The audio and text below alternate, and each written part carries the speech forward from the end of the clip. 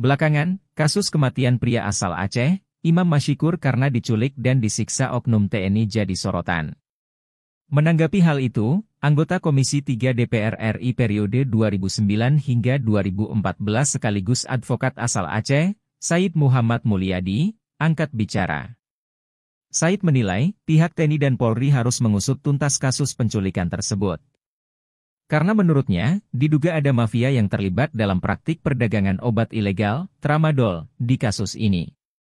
Dilansir Serambi News, hal itu diungkapkan Said di Banda Aceh pada Selasa, 29 Agustus 2023. Ia meminta Panglima TNI Yudo Margono dan Kapolri Listio Sigit Prabowo untuk menangkap mafia tramadol. Pasalnya, sebelumnya diberitakan bahwa korban terlibat dalam penjualan obat-obatan ilegal. Sebagai informasi, tramadol adalah obat untuk meredakan nyeri sedang hingga berat.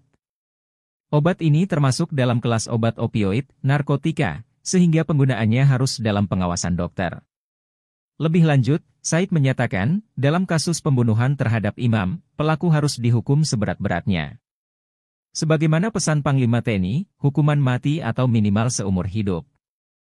Adapun, Said juga menyoroti soal adanya praktik ilegal melibatkan mafia obat yang melibatkan pemuda Aceh. Menurutnya, modus yang selama ini terjadi, anak-anak Aceh yang lugu direkrut oleh oknum-oknum tertentu. Yakni, untuk menjual obat ilegal secara multilevel marketing atau membuka toko dengan modus berjualan kosmetik atau barang kelontong. Ia juga mengatakan, usaha yang mengancam nyawa ini kerap didatangi oknum aparat untuk melakukan pemerasan. Jika tidak memberi uang, maka mereka akan disiksa. Oleh sebab itu, ia meminta Panglima TNI dan Kapolri untuk turun tangan, menangkap semua mafia obat ilegal dan menertibkan prajurit yang terlibat. Berawal dari abang telepon di malam pukul 12, yang mana dipanggil saya, "Adik, abang udah dipukul nih." Juga bilang, "Mama, minta uang, cari uang." Iya, adik bilang kan. Terus, gak lama lagi nelpon mama. Itu juga.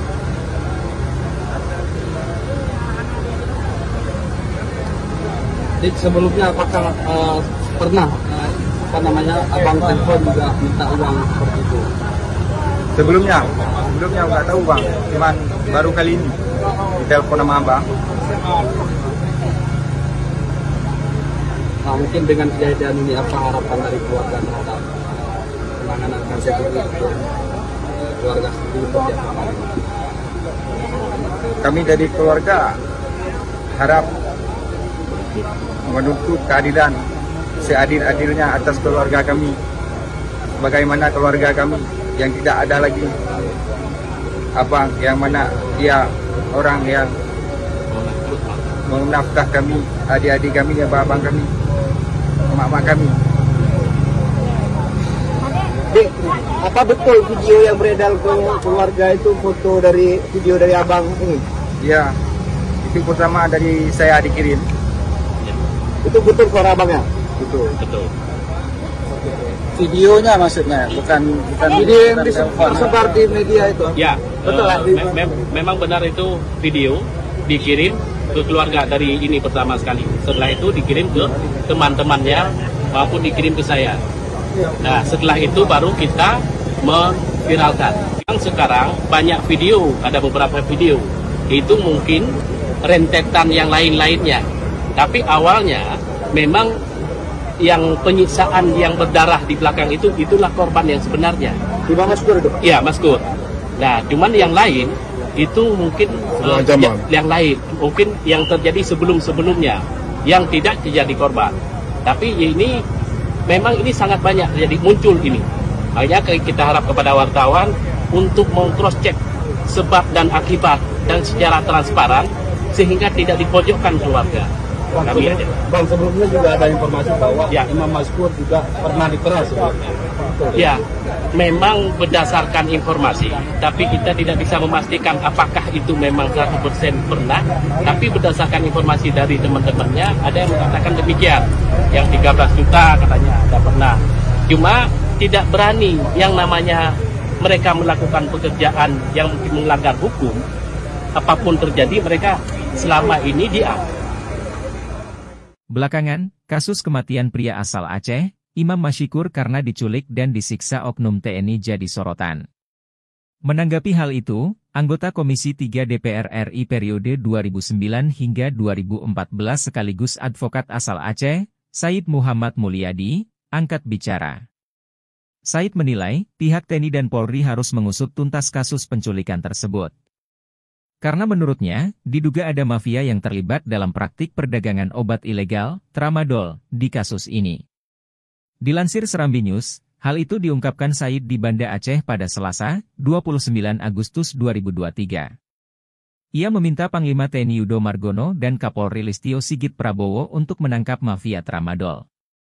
Pasalnya, sebelumnya diberitakan bahwa korban terlibat dalam penjualan obat-obatan ilegal.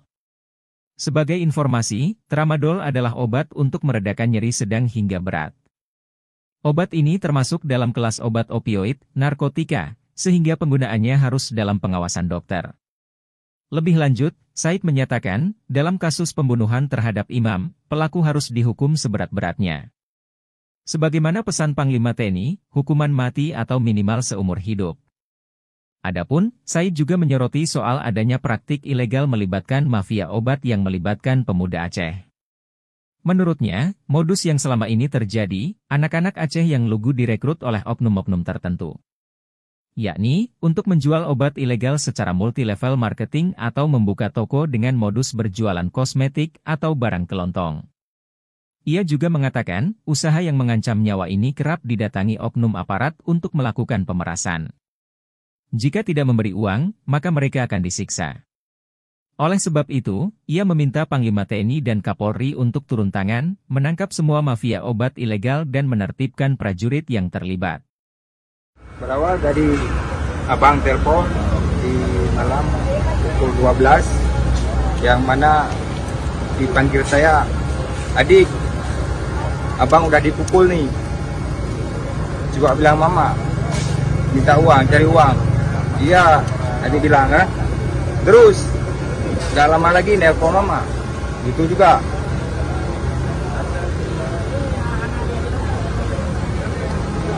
Jadi sebelumnya apakah pernah abang telepon juga minta uang seperti itu?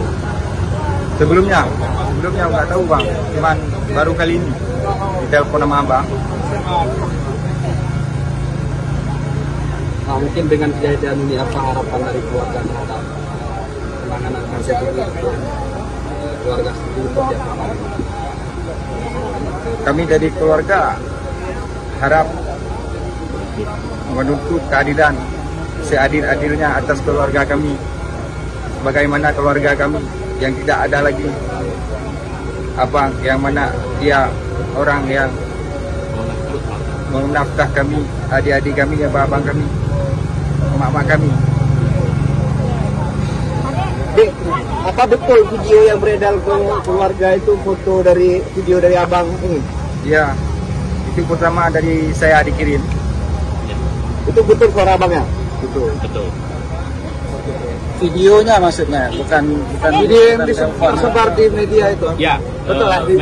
Memang benar itu video dikirim ke keluarga dari ini pertama sekali. Setelah itu dikirim ke teman-temannya maupun dikirim ke saya. Nah, setelah itu baru kita memviralkan. Sekarang banyak video, ada beberapa video. Itu mungkin rentetan yang lain-lainnya. Tapi awalnya memang yang penyiksaan yang berdarah di belakang itulah korban yang sebenarnya. Di mana Maskur itu? Iya, Maskur. Nah, cuman yang lain itu mungkin yang lain, mungkin yang terjadi sebelum-sebelumnya yang tidak terjadi korban. Tapi ini memang ini sangat banyak terjadi muncul ini. Makanya kita harap kepada wartawan untuk meng-cross check sebab dan akibat dan secara transparan sehingga tidak dipojokkan keluarga. Bang, sebelumnya juga ada informasi bahwa Imam Maskur juga pernah diperas.